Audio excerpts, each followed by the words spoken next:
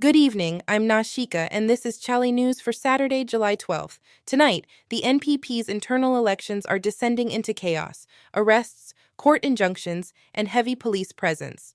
The Ebola surge in DRC is breaking records, and Ghana's health service has said nothing, and the Strait of Hormuz standoff could hit your pump prices soon. Let's get into it.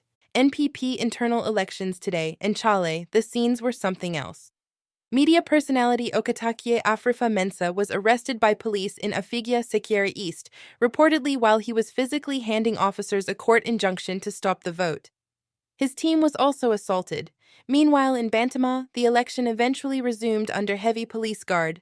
But a separate court injunction means the Electoral Commission has stepped back, and that vote could be halted again at any moment. This is not a party that looks ready for 2028. The third-term debate?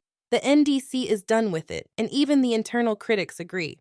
Samuel Koku Anyidoho, not exactly the party's most obedient voice, has publicly backed Asiedu Nkedia and Fifi Kweti. No nomination forms will be sold to any third-term candidate, Supreme Court ruling or not. 3 suits are still before the court. The answer from the party is already in. A young man shot by military personnel at Kyebi Zongo. He's at Kyebi Government Hospital, and there's been no condition update. The Abwakwa South MP has formally condemned the incident and is calling for a transparent investigation. The shooting occurred during anti-Galamsey enforcement operations. Someone needs to be accountable for this. Iran says the Strait of Hormuz is closed. The U.S. military says traffic is moving freely. Both cannot be right, and oil markets are watching every word. Ghana imports almost all its refined fuel in dollars, so if this standoff drags on, expect it to show up at the pump. Full breakdown on chale.news. On the macro numbers, inflation at 5.3%, the CD holding at GHS 11, solid, right? A University of Ghana economist says the recovery is real, but fragile, and none of it reaches ordinary people without targeted government policy. The dashboard looks good, the street tells a different story. Côte d'Ivoire shipped 21% more cocoa than last year, and global prices are sliding as a result. Warehouse stocks are at a near 2-year peak. For Ghana's 800,000-plus cocoa farmers and Cocobod's revenue projections, this is real pressure, not abstract market movement. This one demands attention. Ebola cases in the DRC jumped 25% in a single week, 1,759 confirmed infections, 600 deaths, 95% of treatment beds full. Africa, CDC is calling it the fastest-spreading outbreak ever recorded. Ghana has heard nothing official from the Ghana Health Service. Not a statement, not a preparedness update, nothing. That silence is not reassuring. If you have travel connecting through a UK airport, Heathrow, Gatwick, anywhere, you need to know this now. Britain has updated its immigration rules. Ghanaians now require a visa even to transit.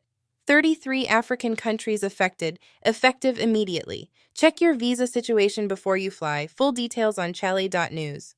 New GSS data out of Dambai. Child marriage affects girls in all 9 districts of Ghana's Oti Region. Nkwanta North alone recorded over 1,100 cases of children aged 12 to 17 in unions, every single district. That's not a pockets of failure story. That's a systemic collapse of child protection. Some good news, the community sentencing bill signed into law on July 8th is getting strong praise from civil society. Crime Check Foundation's Alhaji Ibrahim Opong Kwarteng calls it a long overdue fix for Ghana's chronically overcrowded prisons. The caveat, proper funding and monitoring have to follow, or the law means nothing. NSA boss Yaw Ampofo Ankara said it plainly, Ghana is no longer a football nation. Poor infrastructure, no coherent sports policy, years of neglect. He said it while the World Cup semifinals played out without the Black Stars. Hard words, harder because they're true. At the World Cup, Jude Bellingham scored twice, England beat Norway 2-1 and then went right after his own manager. Tuchel called the performance sloppy and lucky. Bellingham fired back publicly. England face Argentina in the semi-final on July 15th. Drama on and off the pitch. The Ghana Tourism Authority is mourning Sharon Dadi Padiki, the Guinness World Record holder who passed away. GTA CEO Mrs. Mame Efua Huajeto called her one of Ghana's brightest young ambassadors. A real loss. And to end, Bisa Kdei got a MoMo scam call, and instead of hanging up, he kept the fraudster talking. The caller tried to name his label and said Black Laundry instead of Black Legendary Music. The video is everywhere. Sometimes you just have to laugh. That's your July 12th evening digest. Every story we covered tonight goes deeper at chale.news, full analysis, context, and updates as they come. Stay informed, stay safe. Good night.